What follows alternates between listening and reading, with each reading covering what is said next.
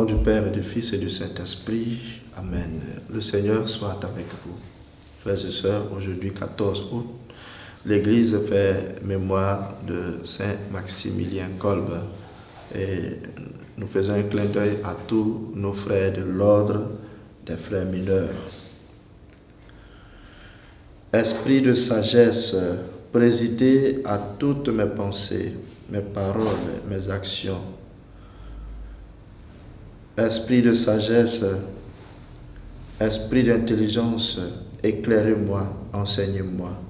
Esprit de conseil, dirigez mon inexpérience. Esprit de force, fortifiez ma faiblesse.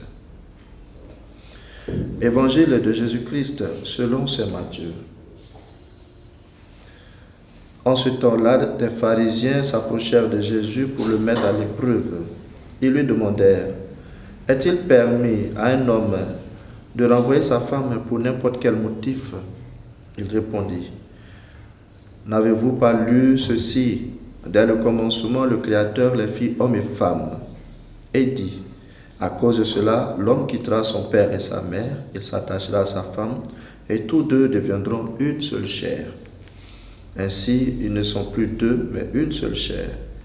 Donc, ce que Dieu a uni, que l'homme ne le sépare pas.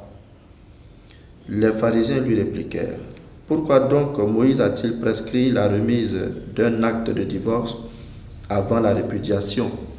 Jésus leur répond: c'est en raison de la dureté de votre cœur que Moïse vous a permis de renvoyer vos femmes. Mais au commencement, il n'en était pas ainsi. Or, je vous l'ai dit, si quelqu'un renvoie sa femme, sauf en cas d'union illégitime, et qu'il en épouse une autre, il est adultère. Ses disciples lui disent: si telle est la situation de l'homme par rapport à sa femme, mieux vaut ne pas se marier. Il leur répondit: tous ne comprennent pas cette parole, mais seulement ceux à qui cela est donné. Il y a des gens qui ne se marient pas, car de naissance, ils en sont incapables. Il y en a qui ne peuvent pas se marier, car ils ont été mutilés par les hommes. Il y en a qui ont choisi de ne pas se marier à cause du royaume des cieux. Celui qui peut comprendre, qu'il comprenne. Acclamons la parole de Dieu. Aujourd'hui, l'Évangile nous présente deux belles vocations de service au sein de la communauté: le mariage et le célibat consacré. Des choix volontaires et libres qui construisent la vie d'une communauté. Oui, il est important de souligner que ces choix, ces vocations construisent la communauté, car il existe d'autres choix qui ne construisent pas la communauté.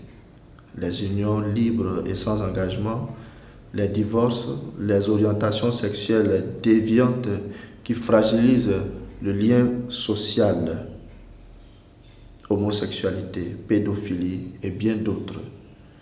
Au commencement, Dieu les fit hommes et femmes. L'homme quittera son père et sa mère et s'attachera à sa femme, et tous deux feront qu'une seule chair.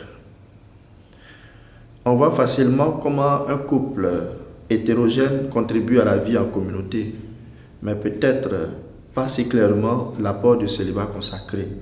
Et il n'est pas rare d'entendre: pourquoi vous ne vous mariez pas? Si c'est une injonction biblique. Eh bien, l'Évangile d'aujourd'hui apporte la réponse, et Saint Maximilien Kolbe, que nous célébrons aujourd'hui, viendra donner l'exemple palpable. Jésus dit en effet que tous ne comprennent pas ce choix, et qu'il y a ceux qui se marient et qu'il y a ceux qui ne se marient pas, non pas par incapacité, mais à cause du royaume. C'est donc un choix possible et biblique.